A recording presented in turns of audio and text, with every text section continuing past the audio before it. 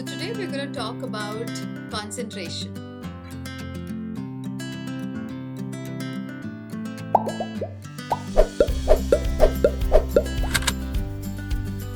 Now, a lot of parents, irrespective of what age group, most of them have a complaint saying that my child isn't concentrating, especially if your children are not picking up grades. That's the first complaint that most of us have.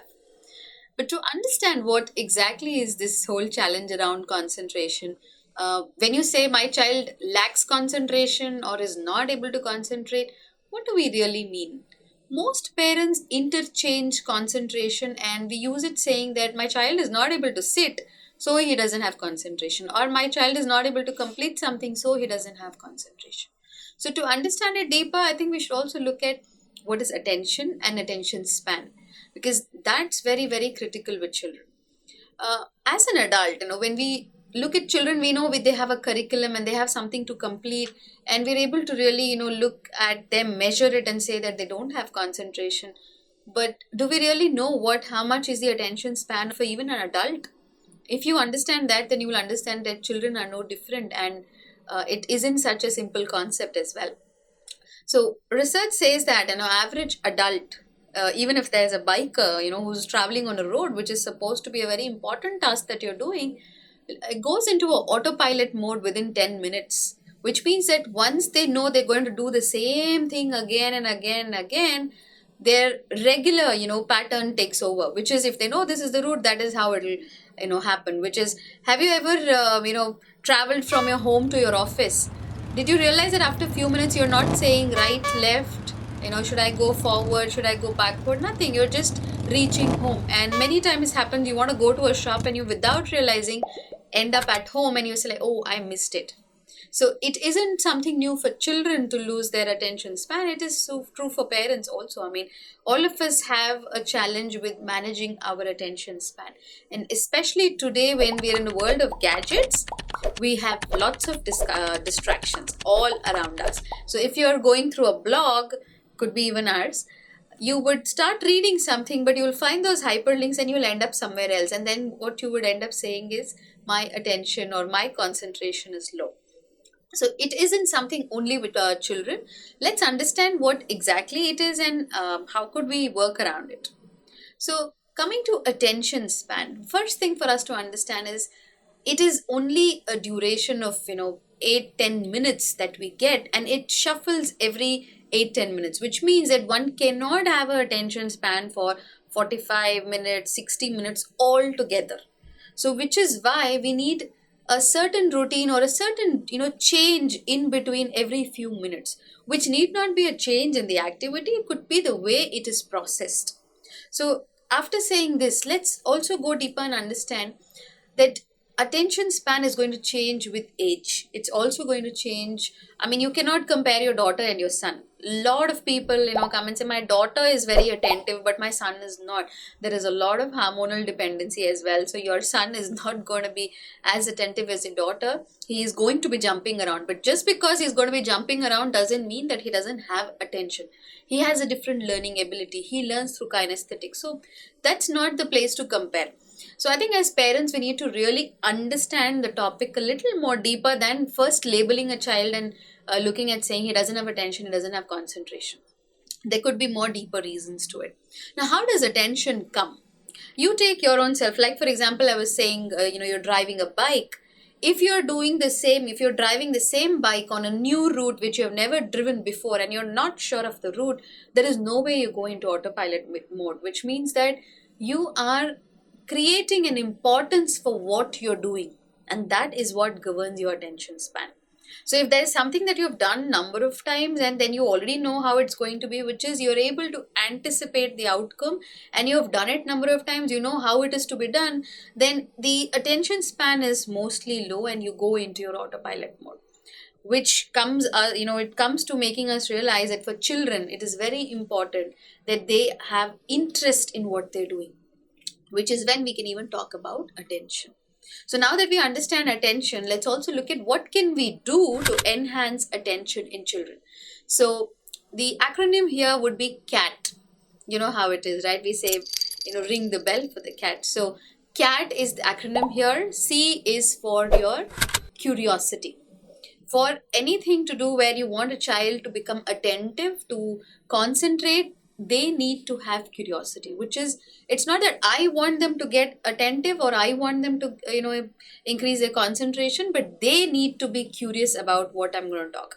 So let's look at how can you create curiosity. It could be through interesting questions. It could be through setting the context. If you're starting a topic or if you're about to speak about a discipline, a behavior, you could start with a curiosity. Hey, you know what? This is how it works. Or do you know how it works? Would you like to try it? Start with questions which can kindle their curiosity or show them things which can, make them curious. So at least have it in the concept that, is my child really interested? Is he curious? The next point to remember is A, which is in CAT, which is anticipation. Anticipation is if a child has done something. For example, if you're calling him to do a homework, he has done this homework n number of times and he's going to anticipate that this is what is the outcome, and there is no way that he's going to either get interested or excited or curious about it. So is there a possibility for you to break the pattern and change the anticipation, which is, can you set it up saying, hey, listen, we're going to do homework, but we're going to do it very differently. We're not going to write it on the paper first, we're going to do something different. Are you interested? Now that may create a new anticipation saying, what is this about? I have not tried it this way before. So see if you understand what is their existing anticipation and if you could create a new one, which is again kindling their curiosity. The third one is timely interest. So you could start with a very great note of saying, we're going to do something very interesting and all of that. But if you don't catch them in the first few minutes, or you're very good in the first few minutes, and after a few minutes you fall flat into your regular way of talking or regular way of teaching, then they're going to lose interest. So one thing to remember here is every 8-10 minutes is when it's important to switch the game. When I say game, it is if a child is writing, maybe it could be a question of saying, hey, are you enjoying writing? If not, do you want to just clap your hands? Do you want to raise them in the air? Or do you want to, sing along just 2 seconds and then get back to it? Or it could be of, just going to another page and coming back. Something which takes you out of the boredom or the anticipation that, okay, this is how it's going to be for the next 30 minutes. Another very important thing for children to do is encourage them to take smaller steps. So if a child has not got a great attention span and you expect them to immediately switch to a 30-40 minute, that's not going to happen. We can't take long jumps in parenting. We can only take small baby steps, just like how children started. So look at, can you start measuring it with them? Can you make it interesting for them all to also to realize that they are picking up an ability? For example, you could use sand clocks, you could use very interesting kitchen timers which are available now. You could put them on and say, you know what, we're both going to try this. Can we sit for 15 minutes and try coloring? Can we try 20 minutes of clay modeling? Can we try this for this much time today? And once you do it, you appreciate them saying, wow, we've done 15 minutes today, we've done 10 minutes today. And then gradually increase it to 20 minutes, gradually increase it to 25 minutes. Let them also see that they're making progress, because at the end of it, it all comes to their self-belief, and if they know that they can do it, they may want to do it better. So in concentration, in anticipation, in making things timely and interesting, it's very important that they're also able to visibly see results just as much as you are. When we say, yes, you're doing good, versus saying, you've done better, you've been able to do it faster, you've been able to do it, it's so much difference. Where they can see it, they will be happy and they'll be more interested to come back and do it more and show it to you, saying, listen, yesterday I did this much, tomorrow I'm going to do this much. So you're going to shift the focus and responsibility on them by making it more engaging. So I think let's take out the concept from our heads and convert it into reality as a concentration game. Let's start playing it the way which is measurable, which is actionable, rather than just fretting about saying that my child doesn't have concentration. Another important point in enhancing concentration for children is to keep away distraction, which you can do by a simple word called KISS, which is keep it simple and clear up the space, which is when children are doing something which you want them to concentrate, naturally, if there are things in the environment, not really what they're doing, not immediately in their hands, but not immediately on their tables, but it could be something around them which can distract them any point of time when they're actually building up the concentration. So, preferably, if you can allocate a particular space where they're going to sit, or a particular space where they, that's a time where they concentrate, and it's the same place every time, and every day it's the same kind of routine, and inside of which the space is kept really simple.